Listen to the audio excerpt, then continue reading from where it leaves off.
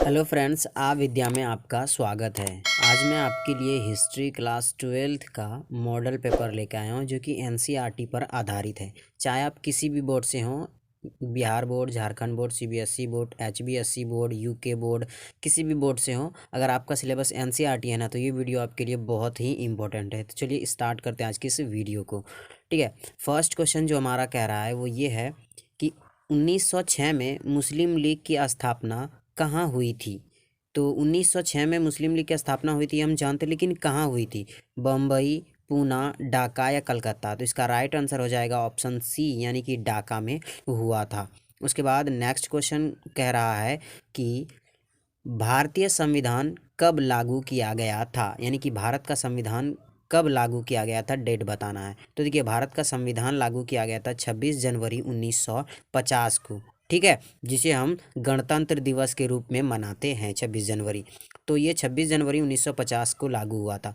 तो एक बात और बता दें कि भारतीय संविधान जो था, इसको बनाने में 2 साल 11 महीने और 18 दिन लगे थे। तो ये बात आपको याद रखना है। उसके बाद नेक्स्ट क्वेश्चन कह रहा है कि विक्टोरिया टर्मिनस किस शैली की इमारत है। तो विक्टोरिया टर्मिनस जो है वो है इंडो सराइसेनिक शैली की इमारत है। ऑप्शन सी आपका बिल्कुल सही हो जाएगा। उसके बाद नेक्स्ट क्वेश्चन की ओर बढ़ते हैं और नेक्स्ट क्वेश्चन कह रहा है कि कितने गोलमेज सम्मेलन हुए थे। तो देखिए, 1930 से लेकर 1932 के बीच ना 3 गोलमेज सम्मेलन हुए थे। कितने गोलमेज सम्मेलन हुए थे? 3 गोलमेज सम्मेलन हुए थे। तो यहाँ पे ऑप्शन बी जो है वो आपका बिल्कुल सही हो जाएगा, 3 गोलमेज सम्मेलन। और जो प्रथम गोलमेज सम्मेलन हुए थे, इसका जो भारत की ओर से नेतृत्व कर रहा था वो कौन था? राष्ट्रपिता महात्मा गांधी। ये बात आपको याद रखना है। उसके बाद नेक्स्ट क्वेश्चन कह रहा है कि भारत को प्रांतीय स्वायत्ता किस अधिवेशन से प्राप्त हुआ। तो भारत को जो प्रांतीय स्वायत्ता प्राप्त हुआ था वो हुआ था 1935 का अधिवेशन, यानी कि 1935 में जो अधिवेशन हुआ था, उसी अधिवेशन के तहत भारत को प्रांतीय स्वायत्ता प्राप्त हुआ था।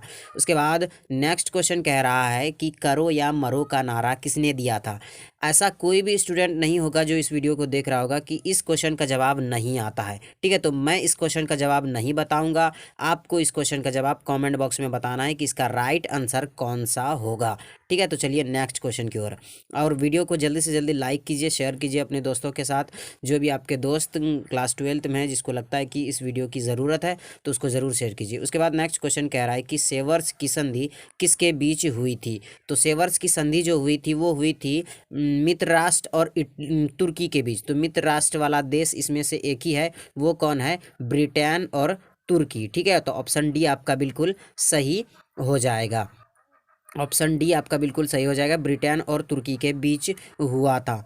उसके बाद नेक्स्ट क्वेश्चन कह रहा है कि साबरमती से दांडी की यात्रा गांधी जी ने कितने दिनों में की थी। तो साबरमती के एक आश्रम से दांडी पहुंचा था महात्मा गांधी 24 दिनों में। ठीक है, और ये गांधी जी दांडी पहुंचकर वहां पर समुद्र तट के किनारे वहां पर जाकर नमक कानून को तोड़ा था। तो कब तोड़ा था? 6 अप्रैल अप्रैल 1930 को। ठीक है, 6 अप्रैल 1930 को ये दांडी पहुंच चुका था। उसके बाद नेक्स्ट क्वेश्चन कह रहा है कि लॉर्ड वेलेस्ली भारत के गवर्नर जनरल कब बनकर आए, यानी कि लॉर्ड वेलेस्ली जो थे वो भारत के गवर्नर जनरल कब बने।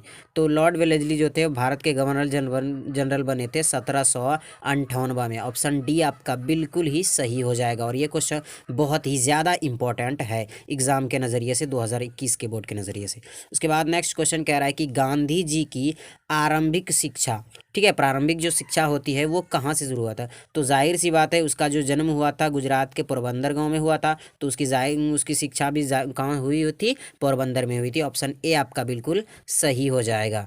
उसके बाद नेक्स्ट क्वेश्चन कह रहा है कि झोकनबाग हत्याकांड कहाँ हुआ था। तो झोकनबाग कहाँ स्थित है? झांसी में स्थित है। ऑप्शन ए आपका बिल्कुल सही हो जाएगा। उसके बाद नेक्स्ट क्वेश्चन की ओर बढ़ते हैं और नेक्स्ट क्वेश्चन कह रहा है कि खेड़ा सत्याग्रह कब हुआ था। तो खेड़ा सत्याग्रह हुआ था 1918 को। ठीक है, यानी कि ऑप्शन डी आपका बिल्कुल सही हो जाएगा। उसके बाद नेक्स्ट क्वेश्चन की ओर बढ़ते हैं और नेक्स्ट क्वेश्चन कह रहा है कि पुर्तगालियों ने गोवा में किस वर्ष अपना व्यापारिक केंद्र स्थापित किया? तो पुर्तगालियों ने गोवा पर जो अपना व्यापारिक केंद्र स्थापित किया था वो किया था 1510 में। ठीक है, ऑप्शन ए आपका बिल्कुल सही हो जाएगा। उसके बाद नेक्स्ट क्वेश्चन कह रहा है कि फ्रांसिस बर्नियर किस शासन के काल में भारत आया? ठीक है, यहाँ पे नहीं लिखा है कि किस शासन काल में आया था, ऐसा लिखा है भारत यहाँ पे लिखना चाहिए। तो भारत जो आया था वो औरंगजेब के शासन काल में आया था। ऑप्शन डी आपका बिल्कुल सही हो जाएगा। उसके बाद नेक्स्ट क्वेश्चन कह रहा है कि 1857 का विद्रोह तो हम सब जानते हैं कैसे हुआ था। ठीक है, यहीं से मतलब हमारा भारत आज़ाद होने की मतलब कगार में था। अगर सब एक साथ मिलकर 1857 में युद्ध करते, विद्रोह में होते, तो भारत 1857 में ही आज़ाद हो चुकी होती, लेकिन नहीं हुआ ऐसा। तो चलिए हम पढ़ते हैं 1857 के विद्रोह की पूर्व निर्धारित तिथि क्या है, यानी कि पूरा फिक्स डेट क्या है? तो इस ये जो 1857 का विद्रोह हुआ था वो हुआ था 10 मई 1857 को। और ये कहाँ से हुआ था? तो मेरठ से हुआ था। ठीक है, मेरठ कहाँ पर स्थित है? तो यूपी उत्तर प्रदेश में स्थित है। उसके बाद नेक्स्ट क्वेश्चन कह रहा है कि तात्या टोपे को फांसी कब दी गई थी? तो तात्या टोपे को जो फांसी दी गई थी वो दी गई थी 8 अप्रैल 1859 को। ऑप्शन ए आपका बिल्कुल सही हो जाएगा। उसके बाद नेक्स्ट क्वेश्चन कह रहा है कि नेक्स्ट क्वेश्चन कह रहा है विट्ठल मंदिर का निर्माण किस शासक के काल में आरंभ हुआ? तो विट्ठल मंदिर का जो निर्माण किया गया था वो किसने किया था? राजा कृष्णदेव राय द्वितीय ने। ठीक है, ऑप्शन बी आपका बिल्कुल सही हो जाएगा। उसके बाद नेक्स्ट क्वेश्चन कहते हैं, और नेक्स्ट क्वेश्चन कह रहा है कि लिंग आयत आंदोलन की स्थापना किसने की? तो लिंग आयत आंदोलन की जो स्थापना की थी वो की थी बासवन्ना बासव ने। ऑप्शन ए आपका बिल्कुल सही हो जाएगा। उसके बाद नेक्स्ट क्वेश्चन कह रहा है कि अकबर को किस वर्ष बादशाह घोषित किया गया? ठीक है, अकबर को किस वर्ष बादशाह घोषित किया गया था? तो देखिए कि अकबर को जो बादशाह घोषित किया गया था वो किया गया था 1556 में। ठीक है, 14 फरवरी 1556 को इसको बादशाह घोषित कर दिया गया था। यानी कि 14 वर्ष की आयु में ही ये क्या अकबर क्या थे? मतलब राजा बन चुके थे। ये आपको याद रखना है, 14 वर्ष की आयु में ये राजा बन चुके थे। उसके बाद नेक्स्ट क्वेश्चन कह रहा है कि खालसा पंथ की स्थापना किसने की थी? तो देखिए खालसा पंथ की जो स्थापना की थी वो की थी गुरु गोविंद सिंह ने। ठीक है, गुरु गोविंद सिंह ने की थी। ये आपको याद रखना, ये इंपॉर्टेंट क्वेश्चन है। गुरु गोविंद सिंह, खालसा पंथ की स्थापना गुरु गोविंद सिंह ने की थी। उसके बाद नेक्स्ट क्वेश्चन कह रहा है कि अकबरनामा कितने खंडों में विभक्त हैं? तो अकबरनामा जो है वो 3 खंडों में विभक्त है। ऑप्शन बी आपका बिल्कुल सही हो जाएगा, ये आपको भूलना नहीं है ये। और अकबरनामा जो है वो किसने लिखा है? तो अबुल फजल ने लिखा है, ये आपको याद रखना है। उसके बाद नेक्स्ट क्वेश्चन कह रहा है कि आईने अकबरी मूलतः किस भाषा में लिखी गई है? तो ये फारसी भाषा में लिखी गई है, और अकबरनामा का ही एक ये तीसरा टुकड़ा है। ठीक है, याद रखिएगा ये चीज़ें। उसके बाद नेक्स्ट क्वेश्चन कह रहा है कि मनुस्मृति में कितने प्रकार के विवाहों की चर्चा की गई है?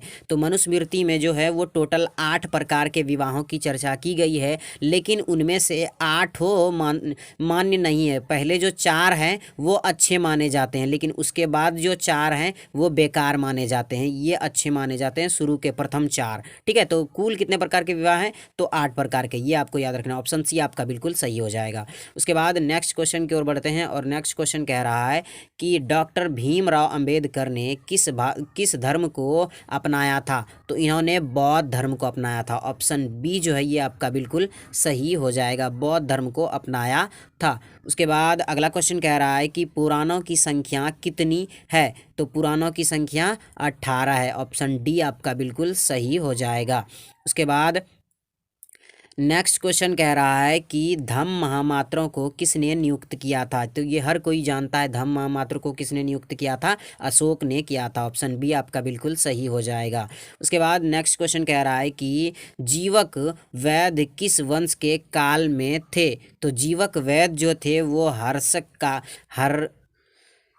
हर्यक काल में थे। ऑप्शन सी आपका बिल्कुल सही हो जाएगा, हर्यक काल। ठीक है, ऑप्शन सी आपका बिल्कुल सही हो जाएगा। उसके बाद नेक्स्ट क्वेश्चन कह रहा है कि किस शिलालेख से हमें अशोक द्वारा कलिंग विजय का पता चलता है। तो ये 13वें शिलालेख से अशोक ने जो कलिंग विजय किया था यानी कि जीता था उसका 13वें शिलालेख में इसका जिक्र किया है। ठीक है, तो यहाँ से हमारा वीडियो कंप्लीट होता है। आप अपना कमेंट बॉक्स में नाम लिख दीजिएगा, जिसने भी एंड तक वीडियो देखा है उसका नाम हम जानना चाहते हैं। तो थैंक्स फॉर वॉचिंग, लास्ट तक वीडियो देखने के लिए। मिलते हैं एक नए वीडियो के साथ।